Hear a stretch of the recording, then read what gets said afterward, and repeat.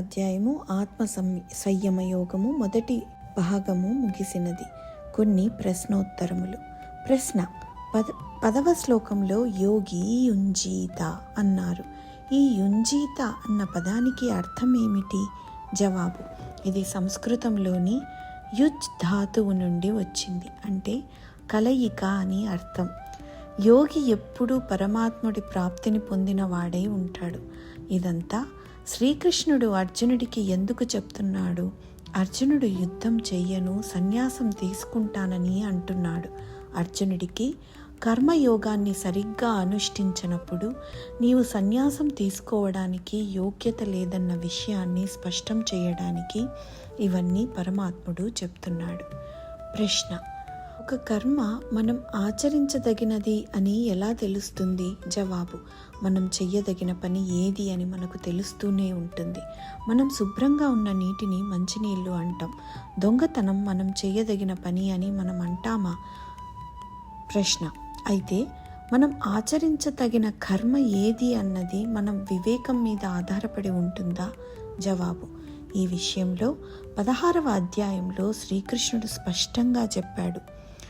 తస్మాత్ శాస్త్రం ప్రమాణం తే కార్య వ్యవస్థతౌ జ్ఞాత్వా శస్త్ర విధానోక్తం కర్మ కర్తుమిహార్హసి. అనగా కర్తవ్య అకర్తవ్యములను తెలుసుకొనుటకు శాస్త్రమే ప్రమాణము. శాస్త్రం చెప్పిన విధంగా ఆచరించటం మంచిది. ప్రశ్న: సమాజంలో ఎన్నో రకాల మనుషులు ఉంటారు. కొంతమంది ధనవంతులు, సహృదయులు, కళాకారులు, దుర్మార్గులు, హంతకులు. ఈ విధంగా వీరందరినీ పరమాత్ముడే సృష్టించాడు కదా. మరి వీరు చేసే పనులన్నీ ఆయన వల్లే జరుగుతున్నాయా? జవాబు: కాదు. మానవులందరూ వారి పూర్వజన్మ కర్మలను అనుసరించి జన్మని తీసుకుంటారు. 3వ అధ్యాయంలో భగవంతుడు చాలా స్పష్టంగా చెప్పాడు. తనకు ఏ కర్మలు లేవని, ఈ శరీరం కేవలం ఒక ఉపకరణం. ప్రకృతిలోని త్రిగుణాలను అనుసరించి, పూర్వజన్మ కర్మలను అనుసరించి మానవులు ప్రవర్తిస్తుంటారు. ఉదాహరణకి, మన ఇంట్లో ఉన్న ఒక విద్యుత్ బల్బు విద్యుత్ వల్ల వెలుగుతుంది. అదే విద్యుత్తును మనం రిఫ్రిజిరేటర్లు, మిక్సీ తిప్పడానికి కూడా వాడుకుంటాం. ఆ విధంగా శక్తి పరమాత్ముడిది, ఉపకరణం శరీరం. ఇవి చేసే కర్మలన్నీ పూర్వజన్మ సంస్కారాలని, ప్రకృతి యొక్క త్రిగుణాలని అనుసరించి ఉంటాయి. ప్రశ్న: మన ధ్యేయం ఏది అని ఎలా తెలుసుకోవాలి? జవాబు: ధ్యేయానికి కోరికకి భేదం తెలుసుకోండి. ముందు ఒక వ్యక్తి తాను డాక్టర్ కావాలని అనుకుంటాడు. డాక్టర్ అయ్యి చాలా ఎక్కువ డబ్బు సంపాదించాలని అనుకుంటే అది కోరిక. అలా కాక డాక్టర్ అయి రోగులందరికీ సేవ చేయాలని, సమాజానికి సేవ చేయాలని అనుకుంటే అది ధ్యేయం. కోరిక స్వార్థపూరితమై ఉంటుంది. ధ్యేయం సమాజానికి, దేశానికి శ్రేయస్సును చేకూర్చేదిగా ఉంటుంది. ప్రశ్న: జ్ఞాన విజ్ఞానాలను గురించి 7వ అధ్యాయంలో కూడా వచ్చింది. జ్ఞాన విజ్ఞాన తృప్తాత్మ అంటే అర్థం ఏమిటి? జవాబు: ఆధ్యాత్మిక జ్ఞానం అన్నది నిజమైన జ్ఞానం.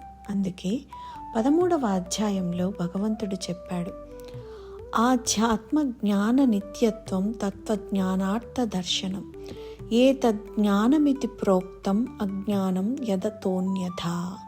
పరమాత్ముడు సర్వవ్యాపి అని తెలుసుకోవడం, తనలోని సమస్త భూతములలోనూ స్థితుడై ఉన్నది ఆ భగవంతుడే అని అర్థం చేసుకోవడం జ్ఞానం. దానిని అనుభవంలోకి తెచ్చుకోవడం విజ్ఞానం. ఎప్పుడైతే ఈ విషయాన్ని అనుభవంలోకి తెచ్చుకుంటాడో అటువంటి జ్ఞానికి నిశ్చలమైన ఆనందము, తృప్తి లభిస్తాయి. ప్రశ్న: శివుడి ఆజ్ఞ లేనిది చీమైనా కుట్టదంటారు. మరి మనం ఏ విధమైన పనులు చేయలేమా? జవాబు: సర్వము చేయించేది భగవంతుడే అయినా పురుష ప్రయత్నం కూడా ఉంటుంది. యశోదమ్మ అల్లరి చేస్తున్న కృష్ణుడిని శిక్షించాలని అనుకునింది. ఆయనని కట్టడానికి తాడు తెచ్చింది. 14 భువన భాండాలని బొజ్జలో దాచుకున్న చిన్ని కృష్ణయ్య పొట్టకి ఎన్ని తాళ్ళు తెచ్చినా సరిపోలేదు. చివరికి తల్లి ప్రయత్నాన్ని చూసి కరుణతో ఆయన కట్టడైపోయాడు. కాబట్టి మనం చేయాల్సిన కర్తవ్య కర్మలని చేయాల్సిందే. ప్రశ్నోత్తరములు. ప్రశ్న: అష్టాంగ యోగంలో ప్రత్యాహారం అంటే ఏమిటి? జవాబు: ప్రతి ఇంద్రియానికి ఒక ఆహారం ఉంటుంది. ఉదాహరణకి, దృశ్యం కన్నులకి ఆహారం, శబ్దం చెవులకి ఆహారం. ఈ విధంగా ఇంద్రియాలని బాహ్య ఆహారం నుండి అంతరంగం లోపలికి తీసుకోవడాన్ని ప్రత్యాహారం అంటారు. ఏ విధంగా అయితే తాబేలు తన అవయవాలని లోపలికి ముడుచుకుంటుందో ఆ విధంగానన్నమాట. రెండవ ప్రశ్న: మనం పూర్వజన్మ సంస్కారాలను అనుసరించి కర్మలను ఆచరిస్తూ ఉంటాము. దాని వలన తిరిగి పాపపుణ్యాలు కలుగుతూ ఉంటాయి. అలా కాకుండా సత్కర్మలను ఆచరించే విధంగా పరమాత్ముడి ప్రేరణ దొరకాలంటే ఏం చెయ్యాలి? జవాబు: మన పూర్వకర్మలను బట్టి పాపపుణ్యాలను అనుభవించాల్సి ఉంటుంది. ప్రారబ్ధ కర్మలను అనుభవించి తీరాల్సిందే. కానీ ఇప్పుడు చేసే కర్మలు సరైనవి ఉండాలంటే నిత్యం పరమాత్ముడి అనుసంధానంలో ఉండటమే మార్గం. మనం చేసే కర్మలన్నింటినీ పరమాత్మ నిర్దేశించినవిగా భావించి చేస్తూ ఆయనకే అర్పించే నిష్కామ కర్మ యోగాన్ని అనుసరించడం వలన మనకు పాపపుణ్యాలు అంటవు. ఎల్లప్పుడూ ఆయన స్మరణలో ఉండటం వలన ఆయన మార్గదర్శనం కూడా మనకు లభిస్తూ ఉంటుంది. ప్రారబ్ధ కర్మలు అనుభవించిన తర్వాత కూడా శూన్యమయ్యే స్థితి వస్తుంది. మరి యొక్క ప్రశ్న: ఈ అధ్యాయంలో చెప్పిన విధంగా పరమాత్మ సాక్షాత్కారం అంటే అత్యంత సుఖానుభూతి మాత్రమేనా? నిజంగా పరమాత్మ సాక్షాత్కారం కాదా? జవాబు: భగవంతుడు ఎక్కడున్నాడు? విశ్వమంతా వ్యాపించి ఉన్నాడు. మనలోనూ ఉన్నాడు. మన చుట్టూ ఉన్న అన్ని ప్రాణులలోనూ ఉన్నాడు. మన ఆత్మలో ఉన్న పరమాత్ముడే సర్వత్రా వ్యాపించి అన్నిటా ఉన్నాడని తెలుసుకోవడమే యోగం. అది అనుభవంలోకి వచ్చినప్పుడు పరమాత్మ సాక్షాత్కారం అవుతుంది. ఈ అధ్యాయంలోనే భగవంతుడు సర్వభూతస్థమాత్మానం అంటూ మరొక శ్లోకంలో ఈ విషయాన్ని చెప్తాడు. పరమాత్మ సాక్షాత్కారం అనేది ఎవరికి వారు అనుభవంలోకి తెచ్చుకోవాల్సిన అనుభూతి. ప్రశ్నోత్తరాలు. ప్రశ్న: మనము ఆత్మ సంయమ యోగాన్ని అధ్యయనం చేశాం. ఇది భక్తి యోగానికి భిన్నంగా ఉందా? సమాధానం: చర్చించిన ఏ యోగంలోనూ భేదం లేదు. యోగం అనేది సాధారణంగా ఉపయోగించే పదం మరియు ఇది తీసుకోవాల్సిన మార్గం. ఒక్కో యోగం ఒక్కో మార్గంగా కనిపిస్తున్నప్పటికీ ఆ సమయంలో ఏ బిందువులో నిల్చున్నాడో ఆ బిందువు నుంచే ప్రారంభించాలి. ఒక గురువు ఎక్కడ నిల్చున్నాడో మరియు ఏ దశలో నిలబడాడో చెప్పగలడు. ఏ బాట పట్టినా అదే లక్ష్యం. ఎవరైనా సాంఖ్యయోగాన్ని అనుసరిస్తే విగ్రహారాధన ఆచరించబడదు. భక్తి యోగాన్ని అనుసరిస్తే ఏకాగ్రత మరియు పూజ కోసం విగ్రహం వంటి ఏదైనా వస్తువు అవసరం అవుతుంది. ప్రశ్న: ఆలోచనలు ఎక్కడ నుండి పుడతాయి? జవాబు: ఆలోచనలు బుద్ధి నుండి, స్మృతి నుండి పుడతాయి. బుద్ధి ఆలోచనలను మనసుకు, చిత్తానికి పంపిస్తూ ఉంటుంది. ప్రశ్న: ఏకాదశి వ్రతాన్ని మానేయాలంటే ఉద్యాపన చేయాల్సిన అవసరం ఉందా? జవాబు: ఇవన్నీ రీతులు, సాంప్రదాయాలు, పద్ధతులు. ఏకాదశి వ్రతాన్ని ఉద్యాపన చేయాలని ఎక్కడా శాస్త్రాలలో కానీ వేదాలలో కానీ చెప్పబడలేదు. అసలు దాన్ని ఉద్యాపన చేయాల్సిన అవసరం కూడా లేదు. ఇప్పుడు కొన్ని రోజులు మీరు చేయలేకపోతే తర్వాత తిరిగి మీరు చేయవచ్చు. కానీ ఉద్యాపన చేయాలంటే 10 మందిని పిలిచి మీరు భోజనం పెడతారు. వారితో మీరు ఏకాదశి వ్రతాన్ని కొన్ని రోజులు చేశానని, ఇప్పుడు మానేస్తున్నానని చెప్తారు.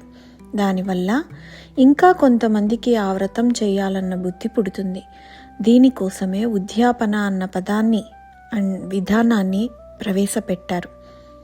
ప్రశ్న: మనస్సు మరియు చిత్తము మధ్య తేడా ఏమిటి? జవాబు: మనస్సు అనేది అనేక పొరలలో కూడిన ఉల్లిపాయ లాంటిది. మనం దాన్ని విడదీసినప్పుడు దానికి వేర్వేరు పొరలు ఉంటాయి. మనస్సులో కొంత బాహ్యంగానూ కొంత అంతర్ముఖంగానూ ఉంటుంది. కొన్ని ఆలోచనలు మనస్సులోకి ప్రవేశించవు. అయితే ఆలోచనలు బయటికి వస్తాయి. పదే పదే మనసులో ఆలోచనలు ప్రవేశిస్తాయి. చేయవలసిన కొన్ని చర్యలు అవమానాన్ని కలిగిస్తే అది మనస్సులోకి ప్రవేశించి ఒకరిని అమలు చేసేలా చేస్తుంది. మనస్సులో భాగం చిత్త బుద్ధిలో ఆలోచనలు పుడతాయి. ప్రశ్న: నేను ఎవరు? నేను శరీరం కాక ఆత్మ అయితే? సమాధానం: అద్దంలో శరీరం మాత్రమే కనిపిస్తుంది మరియు ఆత్మ కాదు, మనస్సు కాదు. అందుకే మనం శరీరాన్ని స్వయంగా గుర్తించడం అలవాటు చేసుకున్నాం. ఇది మనకు అలవాటైన అలవాటు మరియు శరీరాన్ని స్వయంగా పరిగణించడం. మనం ప్రకృతి నుండి వచ్చాం. మనం కళ్ళతో చూడగలిగింది మాత్రమే చూస్తాం.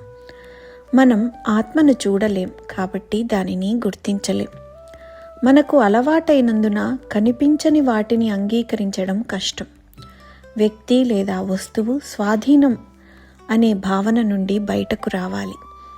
దీన్ని సాధన ద్వారా మాత్రమే అధిగమించవచ్చు.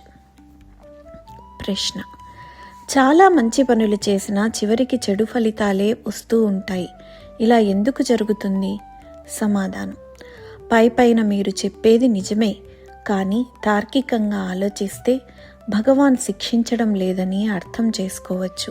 ఇది ఈ జన్మకే కాదు, గత జన్మలకు కర్మ. మనం ఈ జన్మలో మంచి పనులు చేసి ఉండవచ్చు, కానీ గత జన్మల తప్పుల పనులు వ్యక్తిని ప్రభావితం చేయవచ్చు.